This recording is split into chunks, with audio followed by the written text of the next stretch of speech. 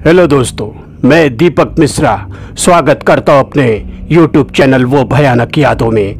दोस्तों, अगर कहानियाँ पसंद आ रही है तो लाइक, शेयर, कमेंट और सब्सक्राइब अवश्य करें। दोस्तों, आज की कहानी है अग्नि चुड़ैल। जी हाँ दोस्तों, भीकमपुर गांव में नंदू नाम का एक पहलवान रहता था। उसे अपनी कदकाठी पर और पहलवानी पर बहुत घमंड था। अक्सर उसने कई निर्दोष पहलवानों को अखाड़े में धूल चटा दी थी और कईयों को अस्पताल का रास्ता दिखा दिया था। वह अकड़ कर चलता। कुछ बुजुर्ग उसे समझाने की कोशिश करते कि बेटा, इस शरीर पर इतने घमंड मत किया करो। यह शरीर ज़्यादा दिन नहीं टिकता है। अच्छे काम करो और जो भी कुश्ती लड़ रहे हो ईमानदारी से लड़ा करो। और वह बुजुर्गों को भी धुतकार देता। एक दिन की बात है, रात्रि के समय वह अपने खेतों से लौट रहा था। तकरीबन रात के 2 बज रहे थे।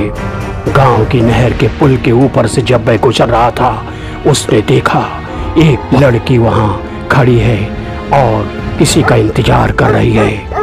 इसे देखकर उसने मुस्कुरा दिया और इसकी शादी भी नहीं हो पा रही थी। बहुत दिनों से इसके ग्रह में ऐसे दोष बनते थे कि ज्योतिष कहते थे, नंदू, लगता है तेरा विवाह कभी नहीं होगा क्योंकि विवाह का योग ही नहीं है। यह उन्हें धुतकार कर भगा देता। इसने सोचा इसे किसी तरह अपने बस में करना चाहिए और विवाह कर लूंगा।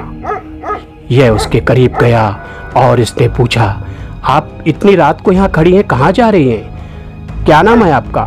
उसने कहा, मेरा नाम चंपा है। मैं यहीं पास के गांव में रहती हूँ। मैं यहाँ अपने पिताजी को ढूंढ रही थी। वह अक्सर खेतों में आया करते थे, आज घर नहीं लौटे। और उसने हमदर्दी भरी निगाह से इसकी तरफ देखा। नंदू ने कहा, कोई बात नहीं, रात बहुत हो चुकी है, आप मेरे घर चलिए और सुबह हम दोनों मिलकर आपके पिताजी को ढूंढ देंगे। वह इनकी बातों में आ गई और चली गई नंदू के घर। नंदू के घर में कोई भी नहीं रहता था, वह अकेला था।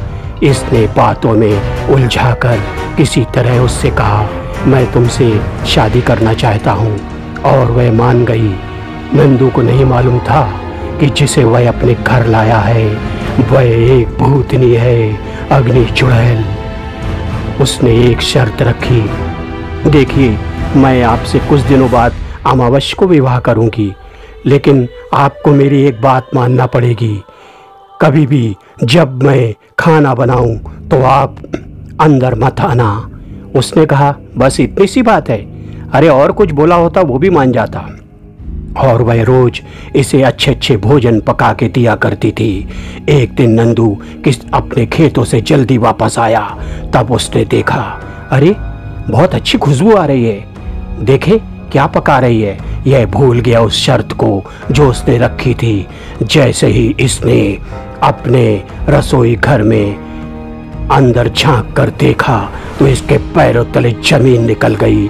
अग्नि चुड़ैल अपने सर को, अपनी पूरी मुंडी को चूल्हे के अंदर धंसाई हुई थी और हाथों से तालियां बजा बजा कर खाना बना रही थी। इसके होश उड़ गए। यह चीख के भागता खड़ा हुआ। तब तक अग्नि चुड़ैल ने इसे देख लिया और जलता हुआ सर उसको देखकर उसके पीछे दौड़ी और कहा, मैंने तुझसे कहा था ना कि कभी वो मुझे खाना बनाते हुए मत देखना। अब तेरी खैर नहीं। और अग्नि चुड़ैल ने उसका काम तमाम कर दिया। चीखे मारता हुआ वह जमीन पर ढेर हो गया। तो दोस्तों, कैसी लगी कहानी? अच्छी लगी हो तो लाइक, शेयर, कमेंट और सब्सक्राइब अवश्य करें। Good night.